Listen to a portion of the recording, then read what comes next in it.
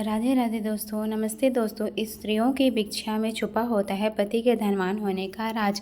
दोस्तों, हिंदू धर्म में विवाहित महिलाओं के पैर में अगर वह भिक्षा नहीं पहनती है तो ऐसा माना जाता है कि उनका श्रृंगार अधूरा है। किसी भी सुहागन महिला के लिए अपने पैर में भिक्षा पहनना बहुत ही आवश्यक होता है। हिंदू धर्म में ऐसा माना जाता है कि महिलाओं के सारे श्रृंगार भिक्षा और टीके के बीच में ही होते हैं, यानी कि भिक्षा महिलाओं के लिए आखिर आभूषण होता है।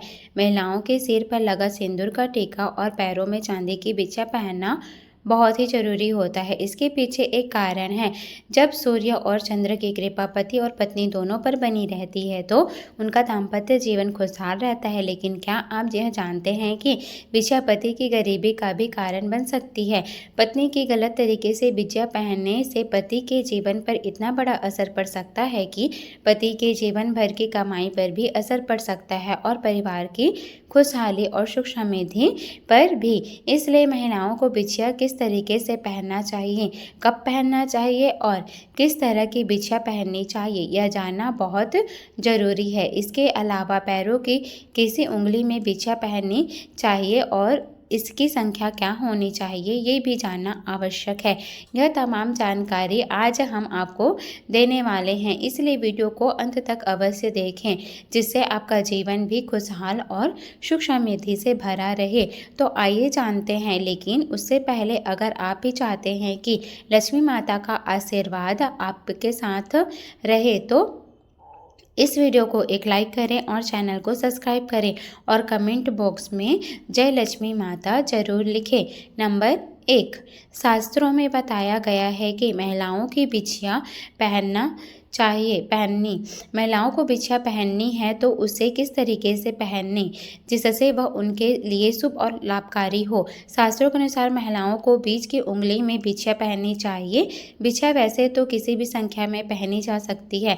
कई महिलाएं तो भिक्षा 5 उंगली में भिक्षा पहनती हैं, लेकिन अंगूठे के पास वाली यानी दूसरी उंगली में भिक्षा पहनना बहुत ही शुभ और लाभदायक माना जाता है। कुछ महिलाएं बाकी उंगलियों में भी भिक्षा पहनती हैं, इसमें कोई परेशानी नहीं है। अंगूठे के बगल वाली उंगली और उसके बगल के बीच वाली उंगली में आप भिक्षा पहन सकती हैं, लेकिन संख्या का ध्यान बेहद ज़रूरी है। भिक्षा को संख्या 2 या फिर 5 में पहनने, कभी भी संख्या 3 में भिक्षा ना पहने। अगर आप पैरों की उंगलियों में 3 भिक्षा पहनती हैं तो इसे बिल्कुल भी अशुभ नहीं माना जाता। यह आपके घर के लिए विनाशकारी भी साबित हो सकता है। नंबर 2, शास्त्रों में यह भी बताया गया है कि कुंवारी कन्याओं को भिक्षा बिल्कुल नहीं पहननी चाहिए। भिक्षा केवल विवाहित महिलाओं को ही पहननी चाहिए। अगर आप अभी भी कुंवारी हैं, भूल से भी भिक्षा ना पहनें, क्योंकि सिर्फ विवाहित महिलाएं ही भिक्षा पहन सकती हैं और उन्हीं को इसका शुभ फल प्राप्त होता है। अगर कोई कुंवारी कन्या भिक्षा पहनती है तो यह उसके लिए बहुत बड़ा अपशगुन हो सकता है और उसके जीवन पर इसका बुरा प्रभाव भी पड़ सकता है।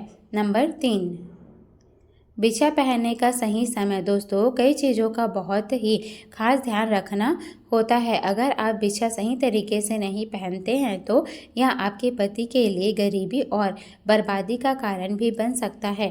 भिक्षा पहनने से पहले आपको कुछ ज़रूरी बातों का ध्यान रखना चाहिए, जो शास्त्रों के अनुसार बहुत महत्वपूर्ण है। महिलाओं को भिक्षा पहनते समय इस बात का खास ध्यान रखना चाहिए कि भिक्षा केवल चांदी की हो। ध्यान रहे, किसी भी महिला को सोने की भिक्षा नहीं पहननी चाहिए और अपनी पहली भिक्षा किसी दूसरी महिला को पहनने के लिए नहीं देनी चाहिए। ऐसा करने से आपके पति को गरीबी और बीमारियों का सामना करना पड़ सकता है। नंबर 4, महिलाओं को अपनी पहली भिक्षा हमेशा संभाल कर रखना चाहिए। यह केवल एक आभूषण नहीं है, बल्कि शास्त्रों में इस एक विशेष महत्व प्राप्त है। पहली भिक्षा को कभी भी हल्के में नहीं लेना चाहिए और इसे किसी बड़े त्यौहार जैसे करवा चौथ, अक्षय तृतीया या विशेष पूजा के दिन अवश्य पहनना चाहिए। इससे घर में सुख समृद्धि और शांति बनी रहती है।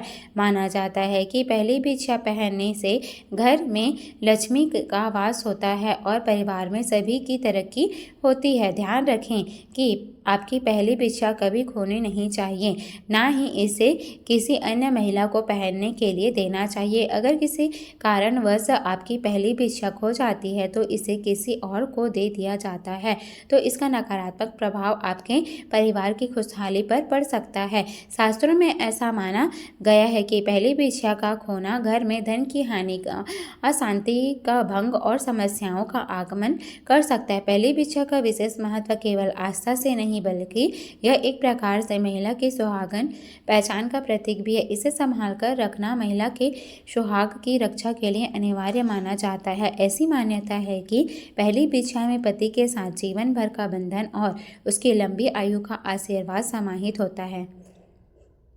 नंबर 5, हिंदू धर्म में महिलाओं के लिए 16 श्रृंगार का प्रावधान बताया गया है।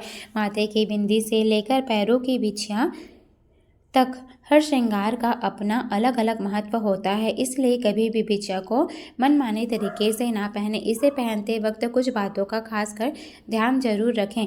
अगर आप बिछिया सही तरीके से पहनती हैं तो इसका आपको बहुत फ़ायदा मिलता है, लेकिन अगर आप इसमें चूक जाती हैं तो इसके बुरे परिणाम भी भुगतने पड़ सकते हैं। दोस्तों, किसी भी महिला को अपने पैरों में ढीली बिछिया नहीं पहननी चाहिए। शास्त्रों में बताया गया है कि जो महिलाएं ढीली बिछिया पहनती हैं उनके घर में बरकत नहीं होती है और उनकी आय हमेशा ढीली रहती है। अगर ढीली बिछिया आपके पैरों में अपने आप निकल जाती हैं तो यह आपके घर के लिए बहुत अशुभ माना जाता है, इसलिए ढीली बिछिया कभी भी ना पहने। नंबर 6, अगर आप घुंघरू वाली बिछिया पहनती हैं तो यह आपके लिए बहुत लाभकारी साबित हो सकता है, क्योंकि घुंघरू की आवाज़ माता लक्ष्मी को अत्यंत प्रिय होती है और ऐसे घरों में माता लक्ष्मी का सदैव वास होता है। इसलिए आपको यह कोशिश करनी चाहिए कि अपने पैरों में घुंघरू वाली पायल या बिछिया अवश्य पहने। दोस्तों, ये छोटी छोटी बातें हमें अक्सर पता भी नहीं लगती हैं, लेकिन जाने अनजाने में हमसे होती रहती हैं, गलतियाँ होती रहती हैं। ये छोटी छोटी बातें और जानकारियाँ ही जिनमें हम अनदेखा कर देते हैं, बाद में हमें किसी गलती का खामियाजा भुगतने पर मजबूर कर देती है। इसलिए इन छोटी छोटी बातों का ध्यान अवश्य रखें। प्रत्येक महिला के लिए यह जानकारी बहुत ही लाभकारी साबित होगी। अगर वह इन बातों को मानती हैं तो उसके घर में हमेशा खुशहाली बनी रहेगी, लेकिन अगर वह कोई छोटी सी भी लापरवाही कर देती है तो यह उसके घर की खुशहाली, सुख समृद्धि और शांति को भी भंग करने का कारण बन सकती है। नंबर 7, सबसे महत्वपूर्ण बात, एक विवाहित महिला को कभी अपने सिंदूर और बिछिया किसी दूसरी स्त्री को नहीं देनी चाहिए। विवाहित महिलाओं की पहचान उनके सिंदूर और बिछिया से ही होती है। हिंदू धर्म में कहा जाता है कि जितनी लंबी मांग भरती है उतनी ही लंबी उनके पति की उम्र होती है। समुद्र शास्त्र में जो 16 श्रृंगार बताए गए हैं उनमें सबसे महत्वपूर्ण सिंदूर होता है। यह न केवल उसके श्रृंगार का सामान है बल्कि उसके पति के सौभाग्य का भी प्रतीक है। लेकिन आजकल के मॉडर्न दौर पर कई महिलाएं इस परंपरा को नज़रअंदाज कर रही हैं। कुछ महिलाएं तो अपने मांग में सिंदूर ही नहीं लगाती हैं और अगर लगाती भी हैं तो उसे अपने बालों के बीच में छुपा लेती हैं। इसकी वजह से उनके पति के जीवन में कई परेशानियां आने लगती हैं। जो महिलाएं अपने मांग में सिंदूर लगाकर उसे बालों के बीच छुपा लेती हैं उनके पति का मान सम्मान समाज में कम हो जाता है और फिर वे भगवान को दोष देती हैं।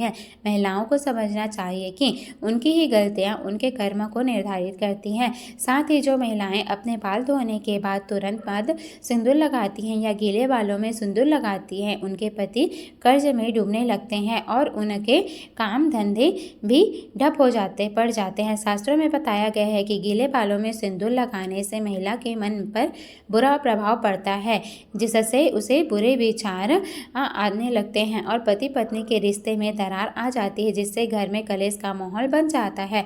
हर महिला को बाल धोने के कुछ समय बाद या बाल सूखने के बाद ही सिंदूर भरना चाहिए। साथ ही सिंदूर लगाते समय इस बात का ध्यान रखें कि सिंदूर हमेशा नाक की सीध में ही लगाएं।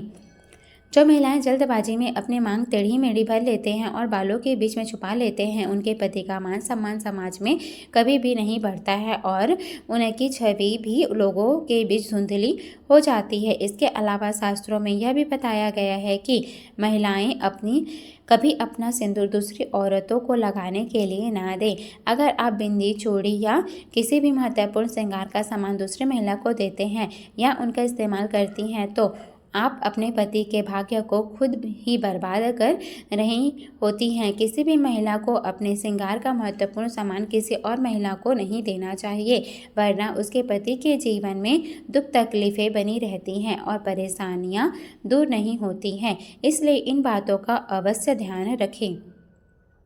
दोस्तों, अगर आपको हमारी यह जानकारी अच्छी लगी हो तो वीडियो को लाइक करें और अपने दोस्तों के साथ शेयर करें। वीडियो देखने के लिए आपका धन्यवाद। वीडियो देखने के लिए आपका धन्यवाद। राधे राधे। जय श्री कृष्ण, जय श्री जगन्नाथ स्वामी, जय श्री लक्ष्मी नारायण। राधे राधे।